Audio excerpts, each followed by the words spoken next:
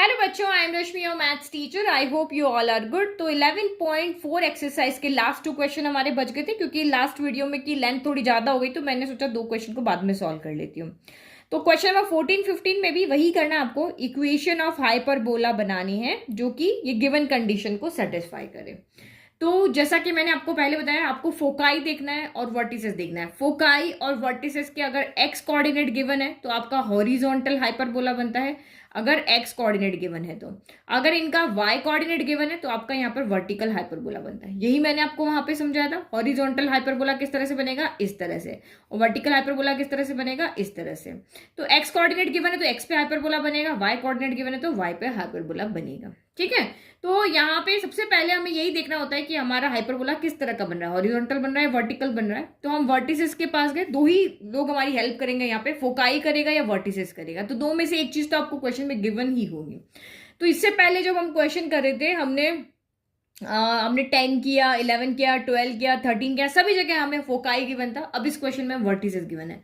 तो वर्टिसेस का कौन सा कोऑर्डिनेट गिवन है, एक्स कोऑर्डिनेट गिवन है। दैट मीन्स यहाँ पे हमारा इस तरह का हाइपरबोला बनेगा, जिसकी इक्वेशन क्या होती है, x square upon a square minus y square upon b square equal to 1। तो इक्वेशन हम ढूंढ के लेकर के आ गए। अब बस गिवन इन्फॉर्मेशन से ए बी लाना है, पुट करना है और सॉल्व करना है। ठीक है। तो जैसे अभी तक लिख रहे थे वैसे ही लिख दिया कि here the vertices are on the x axis. Vertices की जो कोऑर्डिनेट है वो कहाँ है, एक्स एक्सिस के ऊपर है। तो the equation of hyperbola is of the form, x axis पे हो तो एक्स पहले आएगा, तो x square upon a square minus y square upon b square equal to 1 हो गया। तो अब हमें वही एबीसी लाना है। तो कोऑर्डिनेट जो गिवन है उसके पास चलते हैं। पहले वर्टिसेस के पास है, ये हमें पता है ए देगा। तो कोऑर्डिनेट ऑफ वर्टिसेस कैसे फाइंड करते हैं, प्लस माइनस ए कॉमा 0 से। और ये हमें गिवन है, दोनों को कंपेयर किया, 0 से 0 है, प्लस माइनस से प्लस माइनस है। तो a इक्वल टू यहाँ पर क्या हो जाएगा, 7 हो जाएगा। तो हैंस a इक्वल टू यहाँ पर कितना हो गया, 7 हो गया। अब दूसरा आपको यहाँ पे क्या दिया हुआ है, यहाँ पे इसेंट्रिसिटी दी हुई। इसेंट्रिसिटी का फॉर्मूला पता है ना। तो इसेंट्रिसिटी कितनी दी हुई है, 4/3 दी हुई है। और हमें फॉर्मूला पता है, इसेंट्रिसिटी का फॉर्मूला क्या होता है, c अपॉन ए होता है। तो left equal right equal formula है, तो फॉर्मूले के अंदर रख के हम वैल्यू पुट करें। तो ये c upon a equal to आपका कितना हो गया, 4/3 हो गया। तो a की वैल्यू हमें पता है, a की वैल्यू कितनी है, 7 है। तो यहाँ पे पुट कर दो, तो ये आपका हो गया c अपॉन 7 इक्वल टू 4/3 हो गया। तो 7 को इधर लेके जाओ, तो c इक्वल टू 7 इंटू 4/3, यानी कि आपका यहाँ से c कितना हो गया, 28/3 हो गया। तो ये हमारी यहाँ से a हमें मिल चुका है और c हमें यहाँ पे मिल चुका है। अब हमें क्या चाहिए, हमें तो c चाहिए नहीं, हमें तो b चाहिए। लेकिन b को लाने में c हमारी हेल्प करेगा, किससे, क्योंकि हमें फॉर्मूला पता है क्या होता है, सी स्क्वायर इक्वल टू आपका क्या होता है, ए स्क्वायर प्लस बी स्क्वायर होता है। तो वैल्यू पुट करो, सी स्क्वायर यानी कि 28/3 का square equal to a square, तो ए यहाँ पर हो गया 7 स्क्वायर और बी स्क्वायर हमें यहाँ पे फाइंड करना है। तो बस अब इसको सॉल्व करो। तो 28 का स्क्वायर क्या होता है, 28 का स्क्वायर मैंने आपको एक शॉर्ट ट्रिक बताई थी ना, उससे आप कर सकते हो। देखो ऐसे, ये 28 का स्क्वायर हमें करना है। तो 8 8 जा 16, 2 2 जा 4 हो गया। इन तीनों को मल्टीप्लाई करो, 8 2 जा 16, 16 2 जा 32। अब इनको ऐड कर दो, 6 हो गया, 2 + 1 3, 4 + 3 आपका एक सेकंड 8 8 जा 16, 8 8 जा यहाँ पे 64 आएगा। ये गड़बड़ कर दी। तो ये 4 आएगा और ये 6 + 2 आपका 8 हो गया और ये 784 आ गया। ठीक है। तो ये आपका यहाँ पर हो गया 784। तो ये हो गया 784 divided by 9 equal to 49 plus आपका बी स्क्वायर हो गया। बी स्क्वायर की वैल्यू चाहिए, इसको उधर लेके जाओ, 784/9 प्लस का 49 उधर जाके माइनस का 49 बी स्क्वायर हो गया। एलसीएम ले लें, 9 और 1 का एलसीएम 9 हो गया। तो यहाँ तो 784 ही रहेगा, 1 के टेबल 9 9 टाइम आता है। तो 49 इंटू आप 9 करो, 9 9 जा तो ये 1 हो गया, ये 8 हो गया। तो यहाँ पे आपका कितना हो गया, 44 हो गया। तो 784 में से 441 गया, तो ये आपका कितना हुआ, 343/9 आपका यहाँ पर क्या हो गया, बी स्क्वायर हो गया। तो ये हमें मिल गई है बी स्क्वायर की वैल्यू। और यहाँ से हम ए स्क्वायर ले सकते हैं। ए स्क्वायर क्या होगा, 7 का स्क्वायर यानी कि 49 हो जाएगा। तो इसका मतलब ए मिल गया हमें, और हमें इनकी ए स्क्वायर मिल गया, और हमें यहाँ से क्या मिल गया, बी स्क्वायर मिल गया। तो ए स्क्वायर की वैल्यू मिल गई, बी स्क्वायर की वैल्यू भी मिल गई। अब यहाँ पे ए स्क्वायर और बी स्क्वायर की वैल्यू को कहाँ पुट करेंगे, इस इक्वेशन में। तो यहाँ पे लिखेंगे putting a square equal to 49 and b square equal to 343/9 in equation number 1। तो ये हो गया x square upon a square था, तो यहाँ तो सीधा का सीधा 49 आ गया, माइनस वाई स्क्वायर अपॉन क्या है, बी स्क्वायर। तो बी स्क्वायर कितना है, 343/9 इक्वल टू 1 हो गया।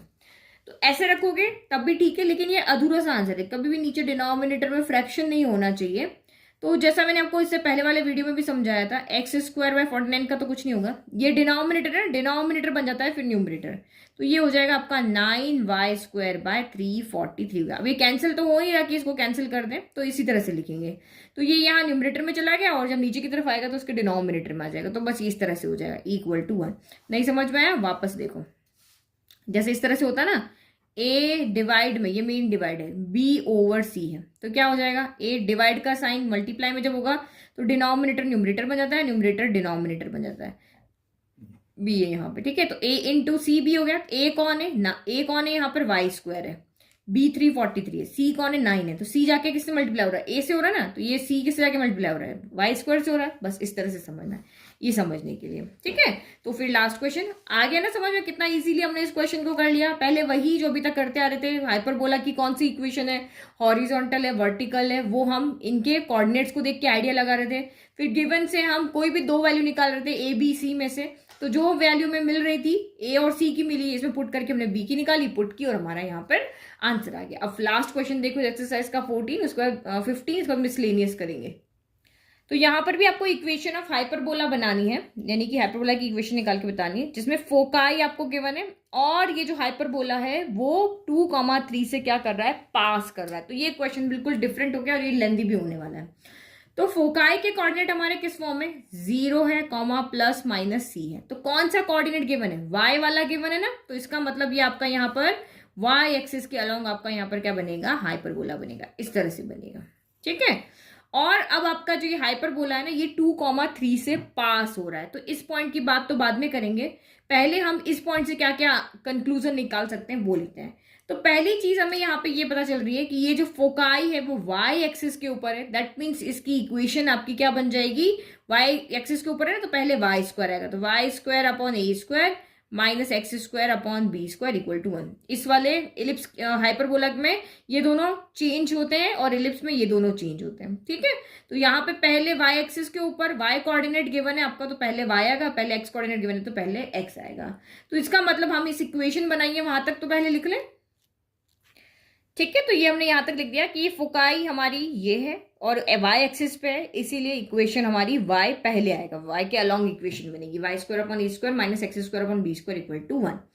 अब चलते हैं ए बी सी निकालने के लिए। यहाँ पे ए बी की वैल्यू पुट करती है हमारी इक्वेशन, कंप्लीट हो जाएगी ना। तो जो गिवन उसके पास चलते हैं, फोकाई गिवन है, तो यहां से हमने कहा कि फोकाई के कोऑर्डिनेट 0, प्लस माइनस सी की फॉर्म में है, तो यहाँ पर 0, प्लस माइनस √10 हो गया। तो यहां से अगर हम कंपेयर करते हैं तो c इक्वल टू आपको क्या मिल गया, √10 मिल गया। तो यहां से आ गई हमारी c की वैल्यू। अब दूसरी चीज यहाँ पे देखो, आपको यहाँ पे कहा है कि ये जो पैराबोला है ना, ये 2,3 से पास हो रहा है। मतलब जो 5 चीज हमें दी हुई होती है ना, फोकाई हो गया, वर्टिसेस हो गया, लेंथ ऑफ लेटस रेक्टम हो गया, इसेंट्रिसिटी हो गया, लेंथ ऑफ आपका कॉन्जुगेट एक्सिस हो गया, ट्रांसवर्स एक्सिस हो गया, वहां से हम एबीसी इजीली निकाल सकते हैं। अब यहाँ पे इसने क्या कहा, ये थोड़ा सा क्वेश्चन अभी तक किया उसे डिफरेंट है। अगर आपने इलिप्स को अच्छे से पढ़ा तो ये समझ जाओगे। आपको कह रहा है कि ये जो पैराबोला की ये जो इक्वेशन आएगी ना, जो भी यहाँ पे इक्वेशन बनने वाली है, वो इक्वेशन जो है 2,3 से पास हो रही। तो लेट की ये पॉइंट यहाँ पर है, ये 2,3 से पास हो रही है। तो पास हो रही है कहने का मतलब क्या है कि ये पॉइंट जो है वो इसको क्या करेंगे, सेटिस्फाइड करेंगे। सेटिस्फाइड कराने का मतलब जब आप x की जगह, क्योंकि पैराबोला पे जो भी पॉइंट होते हैं ना उसको हम एक्स वाई लेते हैं, ठीक है। तो ये आपका x इक्वल टू 2 है और y इक्वल टू आपका यहाँ पे क्या है 3 है। तो ये x इक्वल टू 2 और y इक्वल टू 3 जब आप यहाँ पे पुट करोगे तो ये लेफ्ट इक्वल टू राइट होगा। तो ऐसा क्यों होगा, क्योंकि हमने पैराबोला हाइपरबोला की डेफिनेशन में पढ़ा था कि वो सारे पॉइंट मिलकर के हाइपरबोला बनाते हैं जिनकी जो फोकस है उनसे डिफरेंस क्या होता है, इक्वल होता है। ये आपका फोकस होता है, ये आपका फोकस होता है, दोनों मिलके क्या बन गए, फोकाई बन गए। तो वो सारे पॉइंट मिलके आपके यहाँ पर हाइपरबोला बनाते हैं। वो सारे पॉइंट जो ये सारे जो पॉइंट है जो इस हाइपरबोला बना रहे हैं, उनकी F1 F2 से डिफरेंस क्या होता है, सेम होता है। तो ये जो पॉइंट है 2, 3, तो इसका भी ये इसको सेटिस्फाई कर रहा है। दैट मीन्स यहाँ पे इसके पुट करके लेफ्ट इक्वल टू क्या आ रहा है, राइट आ रहा है। तो या फिर आप ये भी कह सकते हो कि ये जो वो पॉइंट है जिसकी F1 F2 से डिफरेंस जो है वो बाकी सारे पॉइंट के जो डिफरेंस आ रहा है वो सब यहाँ पर इक्वल है। तो ये इसको सेटिस्फाई कर रहा है, दैट मीन्स कि लेफ्ट x इक्वल टू आप यहाँ पे 2 रखोगे, y इक्वल टू 3 रखोगे तो इक्वल आपका 1 हो जाएगा। मीन्स ये इसका पासिंग पॉइंट है। तो जैसे आपके यहाँ पे अगर इस इक्वेशन में हम देखें, अगर मुझे a और b की वैल्यू यहाँ पे रख दे तो मैं इसमें से बहुत सारे पासिंग पॉइंट निकाल सकती हूँ पुट करके, चेक करके कि वो कौन से पॉइंट है जिसको पुट करने पर मेरा लेफ्ट इक्वल टू राइट आ रहा है। हमारे जैसे लाइन की इक्वेशन नहीं दी होती, जैसे हमें दी होती थी 2x plus y equal to 3 दी हुई होती थी, तो हम टेबल नहीं बनाते थे ग्राफ बनाने के लिए कि x की जगह हम यहाँ पे 1 रखते थे, फिर y की वैल्यू निकालते थे, फिर इस तरह से टेबल बनाते थे ना। तो वो सारे पॉइंट्स हमें क्या मिलते थे, जो इसको सेटिस्फाई कर रहे थे हम वही पॉइंट तो लेते थे। तो इसी तरह के यहाँ पर है। तो जब भी आपको पासिंग पॉइंट दिए होते हैं किसी भी क्वेश्चन में, तो समझ जाओ कि ये x की वैल्यू और y की वैल्यू हमें यहाँ पे दी हुई है, जो इसमें पुट करके और हमें इसको सॉल्व करना है। तो ये होता है आपका पासिंग पॉइंट। तो सिर्फ हमें सी दिया हुआ है अभी एक 3 वेरिएबल के लिए, कम से अगर ए बी सी में बात करें तो कम से कम 2 की वैल्यू गिवन होनी चाहिए ना। तो सी पता है, ए और बी तो पता ही नहीं है। अब ए और बी के लिए हमें एक और चीज चाहिए, तो वो आएगी इक्वेशन आपकी यहां से। तो समझ में आ गया। तो क्या लिखा हमने, since point 2,3 passes through the hyperbola so it satisfied the equation of hyperbola. Satisfy करना मतलब यहाँ पे जो भी पुट करके सॉल्व करोगे तो यहाँ भी 1 आएगा, अगर इधर 1 है तो यहाँ भी 1 आएगा। तो x इक्वल टू 2 और y इक्वल टू 3 पुट करके एक इक्वेशन बनाते हैं। x इक्वल टू आप यहाँ पे 2 पुट करोगे तो ये यहाँ पे पहले 3 पुट करते, तो ये आपका क्या हो गया 3 square upon a square minus x की जगह 2 पुट करना है, 2 square upon b square equal to 1 है। तो आप इसको सॉल्व करते हैं और एक जो भी यहां से हम रिलेशन निकाल सकते हैं वो देखते हैं। तो ये कितना हो गया आपका 3 square 9 upon a square minus 4 upon b square equal to 1 हो गया। तो आप यहाँ पे देखो, हमें ए और बी 2 वैल्यू चाहिए, तो 2 वैल्यू एक इक्वेशन से तो आएगी नहीं, हमारे पास तो इक्वेशन ये एक ही बनी ना। ये 2 और 3 पॉइंट पुट करने पर यहाँ तो 4 वेरिएबल है, 4 से हमारे पास 2 हो गए। अब यहां से ए की वैल्यू निकालो या बी की वैल्यू निकालो, लेकिन 2 वेरिएबल के लिए हमेशा 2 इक्वेशन चाहिए। तो दूसरी इक्वेशन कहां से लेकर के आए, एक इक्वेशन तो हमारी ये बन गई। तो दूसरी इक्वेशन हमारी आएगी जो एक रिलेशन हमें पता है ए बी सी के अंदर, तो उस रिलेशन के पास जाते हैं। ठीक है, अभी इसको आगे सॉल्व तो नहीं कर सकते ना, मैं इसको चाहे एलसीएम भी ले लूं चाहे इक्वेशन भी बना लूं, बट सॉल्व तो नहीं कर पाऊंगी क्योंकि ये आपके 2 वेरिएबल में। तो एक और इक्वेशन लेकर के आते हैं जो हमें पता है कि सी स्क्वायर इक्वल टू क्या होता है, ए स्क्वायर प्लस बी स्क्वायर होता है। तो सी की वैल्यू में यहाँ पे पुट कर देती हूँ, तो ये भी ए स्क्वायर बी स्क्वायर की फॉर्म में हो जाएगी, ये भी ए स्क्वायर की बी स्क्वायर की फॉर्म में हो जाएगी, तो सॉल्व हो जाएगा। तो सी की वैल्यू आप यहाँ पे रखो, √10 का स्क्वायर इक्वल टू आपका क्या हो गया यहाँ पर ए स्क्वायर प्लस बी स्क्वायर। तो इसको लिख देते हैं वी नो दैट, हमें ये चीज यहाँ पर क्या है पता है। तो दिस इंप्लाइज आपका √10 क्या हो जाएगा, ये आपका कैंसिल हो गया, तो 10 इक्वल टू आपका यहाँ पर क्या हो गया ए स्क्वायर प्लस बी स्क्वायर हो गया। तो अब आप यहां से क्या कर सकते हो, या चाहो तो यहां से सीधे ए स्क्वायर या बी स्क्वायर की वैल्यू निकाल के यहां रख सकते हो, या अगर आप चाहो तो इसको और सिंपल कर सकते हो। सिंपल कैसे, एलसीएम लेकर के, जैसी आपकी इच्छा है वैसे आप इसको सॉल्व कर सकते हो। कि नहीं मैं तो एलसीएम लेकर के और फिर इसको सॉल्व करूं, पहले वैल्यू ना पुट करूं, तो वो आपकी चॉइस है। आप चाहो कि नहीं यहीं से मैं ए स्क्वायर की वैल्यू 10 माइनस बी स्क्वायर करके यहाँ पुट कर दूं, तो वो भी आपकी चॉइस है, जैसे मर्जी आप इसको सॉल्व कर सकते हो। एंड में हम इक्वेशन एक ही इक्वेशन पे पहुंचने वाले हैं। तो मैं क्या करती हूँ, ये मेरी एक इक्वेशन बन गई ना, यहां से मैं कोई भी एक वैल्यू निकाल लेती हूँ, मैं ए स्क्वायर की वैल्यू निकाल लेती हूँ। तो यहां से मेरी ए स्क्वायर की वैल्यू कितनी हो जाएगी, ए स्क्वायर इक्वल टू मेरा कितना हो जाएगा, ये बी स्क्वायर उधर जाएगा ना, तो 10 माइनस का बी स्क्वायर हो जाएगा।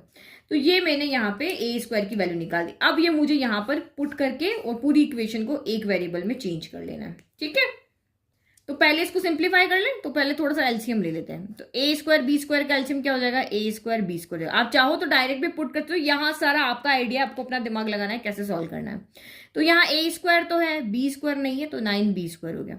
यहाँ बी स्क्वायर तो है बट ए स्क्वायर नहीं है, तो ये 9 ए स्क्वायर हो गया इक्वल टू 1। इसको हम इधर ले जाते हैं, तो ये हो गया 9 b square minus 4 a square equal to आपका क्या हो गया ए स्क्वायर बी स्क्वायर हो गया। अब ये सिंपल फॉर्म में हो गई ना। अब यहां से आप वैल्यू पुट कर दो, तो ये ए स्क्वायर की वैल्यू हम यहां पे पुट कर लेते हैं। तो यहां लिख लेते हैं putting a square equal to 10 minus b square. तो ये आपका कितना हो जाएगा, तो ये हो गया 9 b square as it is है, माइनस 4 ए स्क्वायर कितना है, तो 10 माइनस बी स्क्वायर है, फिर इक्वल टू ए स्क्वायर कितना है, तो 10 माइनस बी स्क्वायर है, और ये आपका बी स्क्वायर हो गया। अब इससे एक हमारी एक क्वाड्रेटिक इक्वेशन बन जाएगी जो कि बी स्क्वायर की फॉर्म में मिलेगी। तो बी की वैल्यू यहाँ से निकलते हम यहाँ रख देंगे तो हमें ए की मिल जाएगी। तो ये हो गया आपका 9 बी स्क्वायर माइनस 4 अंदर मल्टीप्लाई हुआ, माइनस प्लस माइनस 10 4 जा 40 हो गया, माइनस माइनस प्लस, तो ये आपका हो गया 4b²। फिर यहाँ पे हो गया आपका 10b² minus plus minus b की पावर कितना हो गया 4 हो गया। तो सबको एक तरफ लेकर के चले जाए, तो माइनस का b4 उधर गया तो प्लस का b4 हो गया। फिर b² की टर्म लिखो, तो ये आपका 9b² हो गया प्लस 4b² हो गया, और ये माइनस का 10b² हो गया। माइनस का 40 आपका एज इट इज रह गया, तो ये इधर कर लेते हैं। तो ये क्या बन गया आपका b4 बन गया, और 9 प्लस 4 कितना 13 हो गया, 13 में से 10 गया तो आपका 3b² बन गया, और माइनस का 40 इक्वल टू 0। तो ये क्वाड्रेटिक इक्वेशन तो नहीं है, ये तो बाई क्वाड्रेटिक इक्वेशन है, बट हम इसको क्वाड्रेटिक में फॉर्म में चेंज कर सकते हैं। कैसे चेंज कर सकते हैं कि हम यहाँ पे लेट करते हैं कि जो b² है, दोनों में छोटा कौन है, b⁴ है और b⁴ है ना, छोटे वाले को लेट कर लेते हैं हम कैपिटल है, कि हमारा b² है वो कैपिटल ए है, तो b² कैपिटल ए है, तो b⁴ कितना हो जाएगा, इधर दोनों तरफ स्क्वायर करोगे तो ये b⁴ हो जाएगा और ये a² हो जाएगा। तो अब हमारी इक्वेशन चेंज हो जाएगी, ये a² हो गई प्लस 3a हो गई माइनस 40 इक्वल टू 0, क्योंकि बाय क्वाड्रेटिक इक्वेशन को सॉल्व करना हमें नहीं आता, लेकिन क्वाड्रेटिक इक्वेशन को सॉल्व करना अभी आता है। अगर आपको आता है तो आप इसको सीधा कर लेना है, ठीक है, 4 वैल्यू यहां से मिलेगी। लेकिन एक्चुअल में मुझे a² b² की वैल्यू चाहिए, तो क्यों ना मैं इसको एक अलग वेरिएबल लेट कर लूं, जो वैल्यू मेरी यहां से a की आएगी वो सीधा सीधा मुझे b² की मिल जाएगी। मुझे 4 वैल्यू की जरूरत का है, तो इसीलिए मैंने इसको चेंज कर दिया। अब आप यहाँ पे मिडिल टर्म स्प्लिट करोगे तो 40 चाहिए, मल्टीप्लाई करने पर 40 आना चाहिए और माइनस करने पर 3 आना चाहिए। तो बहुत इजी, 8 5 कितना होता है 40 होता है, 8 माइनस 5 कितना होता है तो 3 होता है। तो मैं यहाँ पे रख देती हूँ a² प्लस 3 की जगह रखा मैंने 8 minus 5a minus 40 equal to 0। करो अब इसको सॉल्व, प्लस तो ये प्लस 8 इंटू ए तो 8a हो गया, plus minus minus 5 into a 5a हो गया, minus 40 equal to 0। First two last two में से कॉमन लो, फर्स्ट टू में से a कॉमन आया तो यहाँ पर a प्लस 8 बच गई। यहाँ नेगेटिव साइन है ना, नेगेटिव बाहर आएगा और 5 आएगा, क्योंकि 5 के टेबल 5 पे आता है 40 पे आता है, दोनों नेगेटिव तो पॉजिटिव हो जाएंगे, तो a प्लस 8 यहाँ पर भी हो गया। ठीक है, तो ये आपका दोनों जो कॉमन है वो एक बार लिख दिया और ये दोनों मैंने एक साथ लिख दिया। तो when a plus 8 equal to 0, तो this implies a equal to कितना हो गया माइनस का 8 हो गया। और जब आपका a माइनस 5 इक्वल टू 0, तो this implies a equal to आपका 5 हो गया। तो देखो कौन सा पॉसिबल नहीं है, a कौन है आपका b² है, और किसी भी नंबर का स्क्वायर करो वो कभी भी नेगेटिव नहीं आता है। इस ये a ये भी है, a ये भी है, तो b² यहाँ पे रख दो, तो b² इक्वल टू माइनस 8 कभी होगा, किसी भी नंबर का आप स्क्वायर करोगे कभी भी नेगेटिव आंसर आएगा क्या, नहीं आएगा ना। तो ये आपका नॉट पॉसिबल, ये आपका पॉसिबल नहीं, ये आपका आंसर आपका यहाँ पर राइट है। समझ में आ गया ये नॉट पॉसिबल क्यों है, क्योंकि किसी का भी स्क्वायर, क्योंकि यहाँ पे b² जो है वो किसके इक्वल है, a के इक्वल है, और a किसके इक्वल है माइनस 8 के, तो b² माइनस 8 के इक्वल कभी भी नहीं आएगा, इसीलिए यहाँ पर है। तो a की वैल्यू आपको 5 मिल गई, दैट मीन्स कि यहाँ पर आपका a की वैल्यू यहाँ पे पुट कर दो, तो यहाँ पे लिखो सिंस, दूसरा कर लेती ताकि आपको समझ आए, b² equal to a and 5 equal to भी आपका a है, यह दोनों के राइट इक्वल है, तो दिस इंप्लाइज लेफ्ट इक्वल हो गया। तो b² की वैल्यू हमें यहाँ पे मिल गई है 5 मिल गया। अब b² की वैल्यू यहाँ पे रख दोगे तो आपको यहाँ पर a भी मिल जाएगा, तो इसके पीछे कर लेते हैं। तो हम यहाँ लिख लेते हैं सिंस जो a² है वो आपका किसके इक्वल है 10 माइनस b² के इक्वल है, एंड b² है वो किसके इक्वल है 5 के इक्वल है। तो दिस इंप्लाइज a² किसके इक्वल हो जाएगा 10 माइनस b² की जगह 5 रख दो, तो 10 माइनस 5, तो a² की वैल्यू कितनी आ गई 5। तो a² की वैल्यू 5 है और b² की वैल्यू 5 है, दोनों आपकी वैल्यू क्या है 5 है। तो मैंने आपको एक वहां पे पॉइंट बताया था कि जब आपके a² और b² सेम हो जाते हैं तो हम उस हाइपरबोला को क्या कहते हैं, मैं आपको बुक में भी दिखाती हूँ। देखो, a hyperbola in which a equal to b is called an equilateral hyperbola। तो ये जो हमारा 15 क्वेश्चन में हम जो हाइपरबोला बनाएंगे ना, ये इक्विलेटरल हाइपरबोला बनेगा। तो लिख लो यहाँ पे putting a² equal to 5 and b² equal to 5 in equation number 1। तो हमारी इक्वेशन यहाँ पे क्या बनी थी, ये रही ना y² upon a² minus x² upon b²। यहाँ पे भी 5 रखना, यहाँ पे भी 5 रखना, दोनों की वैल्यू सेम है ना, इक्विलेटरल हाइपरबोला। तो ये हो गया आपका y² अपॉन 5 माइनस आपका यहाँ पे हो गया x² upon 5 equal to 1। This is the required equation of hyperbola. ये क्या किसकी है, इक्विलेटरल हाइपरबोला की इक्वेशन है। ओके, तो मैंने यहाँ पे नोट पे लिख दिया ताकि आप कभी भी देखो, आप इंट्रोडक्शन ना पढ़ो, क्वेश्चन जरूर पढ़ोगे तो आप समझ जाओगे कि अगर a इक्वल टू b है, a² भी 5 है, b² भी 5 है, मतलब a b कितना हुआ √5 ही तो हुआ, √5 का स्क्वायर करोगे तभी तो 5 आएगा। जब दोनों सेम हो जाते हैं तो इस हाइपरबोला को हम क्या कहते हैं, इक्विलेटरल हाइपरबोला कहते हैं। तो ये मैंने यहाँ पे आपका नोट लिख दिया ताकि आपको इजीली समझ में, क्योंकि 1 मार्क में ये क्वेश्चन बहुत पूछा जाता है कि जब ए किसी भी हाइपरबोला में अगर ए इक्वल टू बी है तो उस हाइपरबोला को क्या कहेंगे, तो उसको हम इक्विलेटरल हाइपरबोला कहेंगे। तो ये हमारी 11.4 हो गई खत्म। 2 वीडियो में मिसलेनियस भी खत्म करेंगे और उसके बाद नेक्स्ट चैप्टर नंबर 12 स्टार्ट करेंगे। नोट्स के लिए लिंक आपको डिस्क्रिप्शन में दिया हुआ है। Thank you.